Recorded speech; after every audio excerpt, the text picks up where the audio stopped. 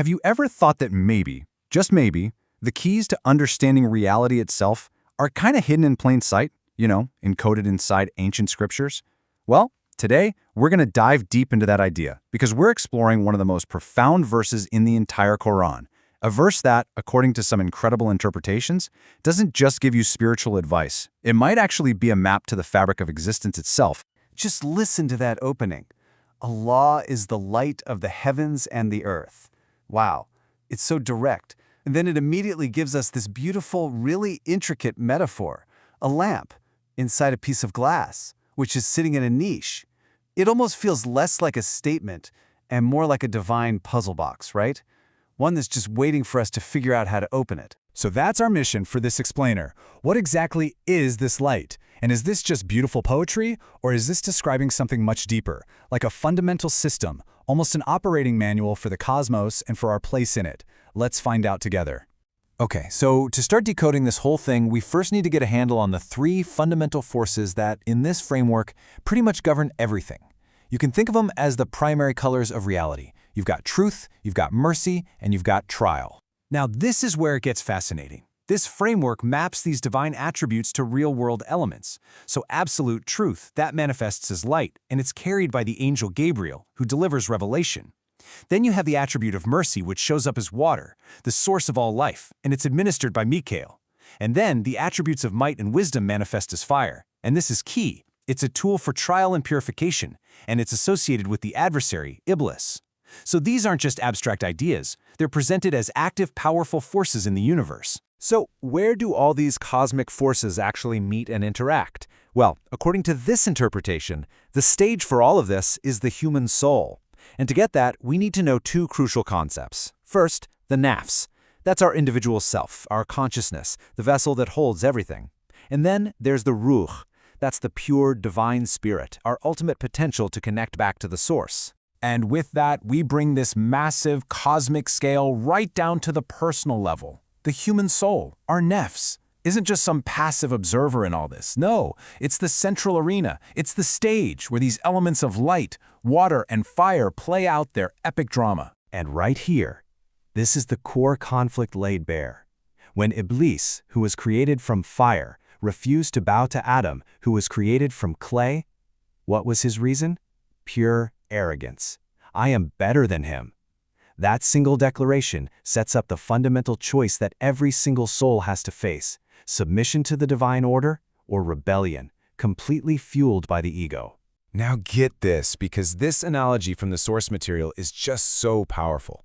A soul, a nafs, when it's corrupted by that fire of pride, it behaves like nuclear fission. It's this unstable, destructive splitting that just breaks things, scatters them, and burns. But in complete contrast, the spirit, the ruh, when it's aligned with submission and truth, it acts like cell division, a totally life-giving multiplication that copies, grows, and sustains all that is good.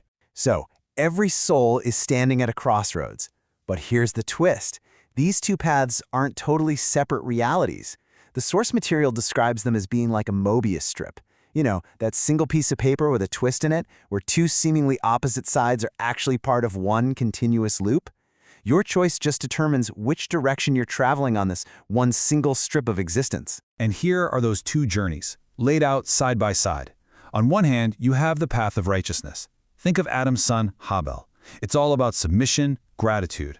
This path is aided by Gabriel's light and Michael's sustenance, and it leads the soul upwards, towards ascension, towards the ruh.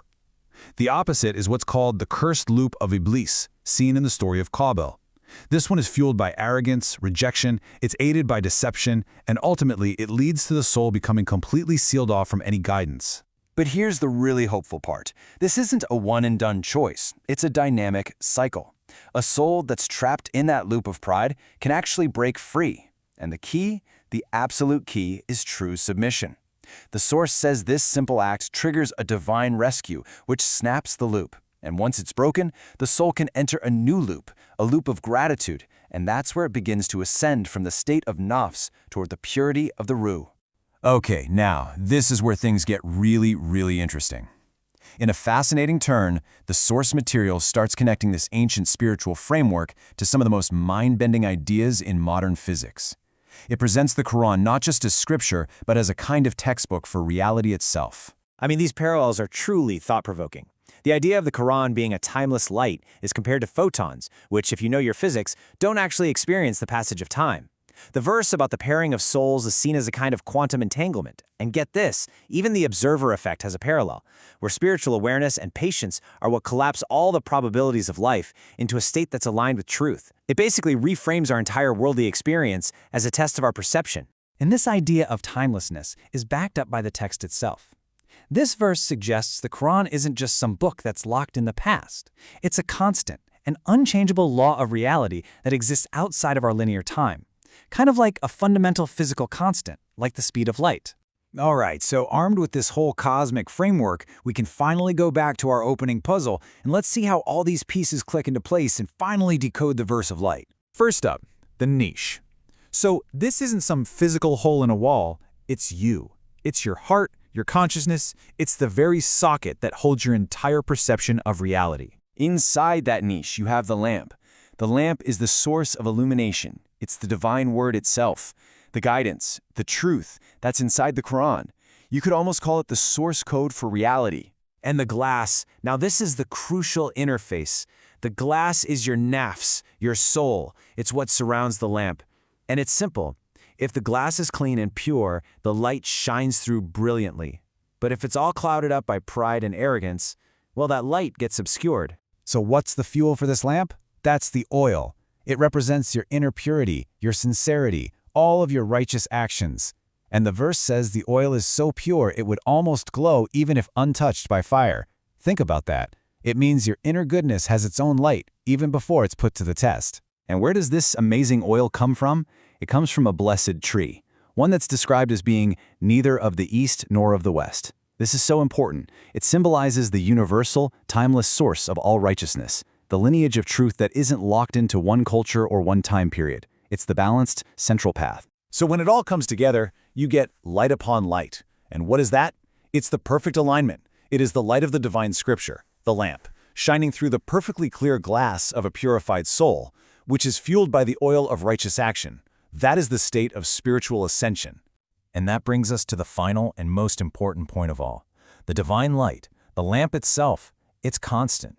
It is always on. It never dims. The only variable in this entire cosmic equation is the glass. It's your soul. The light is always, always shining.